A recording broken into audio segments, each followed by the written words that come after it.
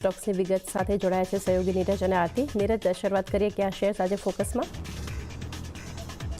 જી, આજે સૌથી પહેલાં તો આપણે બ્લોક ડીલો પર નજર રાખીશું, કારણ કે TCSમાં આજે એક મોટી બ્લોક ડીલ થઈ શકે છે. લગભગ 2.3 કરોડ શેરમાં બ્લોક ડીલ થશે અને ટાટા સન્સ જે છે બ્લોક ડીલ દ્વારા હિસ્સો વેચી શકે છે એવી હાલ અત્યારે સમાચાર આવી રહ્યા છે. TCSમાં લગભગ 0.64% જેટલો હિસ્સો 9,000 કરોડમાં વેચી શકે છે અને બ્લોક ડીલ માટેની જે ઓફર પ્રાઇસ છે 4,001 પ્રતિ શેરની નક્કી કરવામાં આવી છે.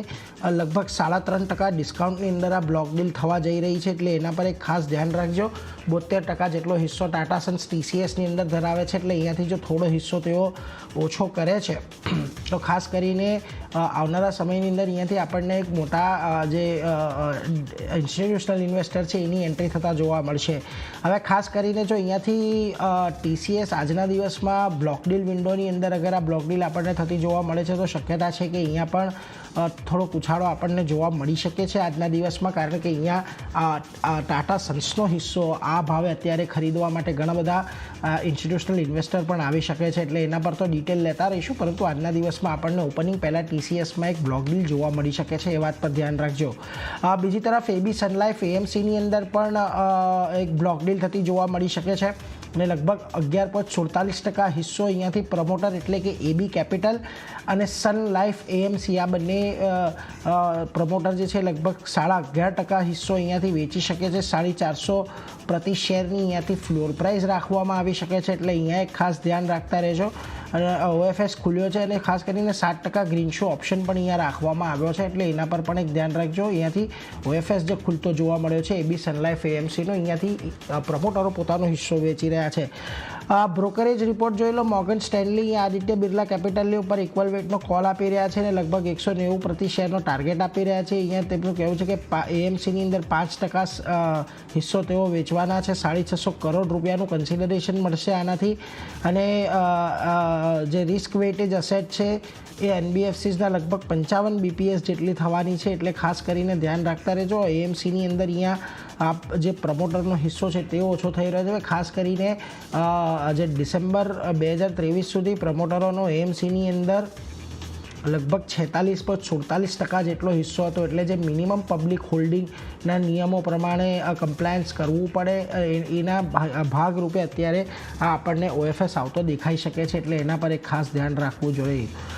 બીજી તરફ ટાટા સ્ટીલમાં જુઓ, અત્યારે આપણને એક ન્યૂઝ મળતા દેખાઈ રહ્યા છે કે વેલ્સની અંદર આવેલો ટાટા સ્ટીલનો જે પોર્ટ ટેલબોટવાળો પ્લાન્ટ છે એમાં કોક ઓવન્સનું જે ઓપરેશન છે તે અહીંયાથી કદાચ બંધ રહેતું જોવા મળી શકે છે. હવે ટાટા સ્ટીલની સબસિડરી છે ટાટા સ્ટીલ UK, એણે આ પ્લાન્ટ બંધ કરવાનો ખાસ કરીને નિર્ણય લીધો છે. તેમનું કહેવું છે કે ઓપરેશન સ્ટેબિલિટીમાં જે અસ્થિરતા આવી છે એને કારણે અમે અહીંયાથી પ્લાન્ટ બંધ કરી રહ્યા છીએ અને કોક ઓવનની આયાત ટાટા સ્ટીલ UK અહીંયાથી વધારતું દેખાશે અને ક્લોઝરની અસર ઓછી થાય એટલા માટે પણ અહીંયાથી તેઓ આયાત વધારવાનું વિચારી રહ્યા છે, એટલે થોડુંક કંપની માટે અહીંયાથી નેગેટિવ રહી શકે છે. જુઓ, ગઈકાલે આપણને ટાટા સ્ટીલની અંદર લગભગ એક 5.5-6% ઉછાળો જોવા મળ્યો હતો અને ટાટા સ્ટીલ ગઈકાલે નિફ્ટીનો ટોપ ગેનર પણ રહ્યો હતો, એટલે આજે અહીંયાથી આ પ્લાન્ટ બંધ થવાની જે અસર છે એની થોડીક નેગેટિવ ઇફેક્ટ આજે આપણને કદાચ ટાટા સ્ટીલ પર જોવા મળી શકે છે, એટલે એના પર ધ્યાન રાખજો. આની સાથે જ બે ફાર્મા કંપનીઓ કે જેના પર એક પોઝિટિવ ન્યૂઝ આવ્યા છે. IOL કેમિકલ, બ્રાઝિલની જે એન્વિઝિયા છે એટલે કે બ્રાઝિલની જે હેલ્થ રેગ્યુલેટર કે દવાના રેગ્યુલેટરની જે એજન્સી છે એમના દ્વારા એક ગુડ મેન્યુફેક્ચરિંગ પ્રોડક્શનનું ઓડિટ કરવામાં આવ્યું હતું અને એમાં કોઈ પણ અવલોકનો મળ્યા નથી. ક્લીન ચીટ IOL કેમિકલને આપવામાં આવી છે. 11થી 15 માર્ચ વચ્ચે આ તપાસ કરવામાં આવી હતી, એટલે હવેથી ખાસ વાત અહીંયાથી કે IOL કેમિકલ્સ પોતાના APIs, ફોર્મ્યુલેશન્સ કે દવાઓ છે એ બ્રાઝિલની અંદર પણ વેચી શકશે. આ બીજી કંપની છે ડિસ્મેન કાર્બોજેન, જેની એક સબસિડરી છે કાર્બોજેન એમિક્સ.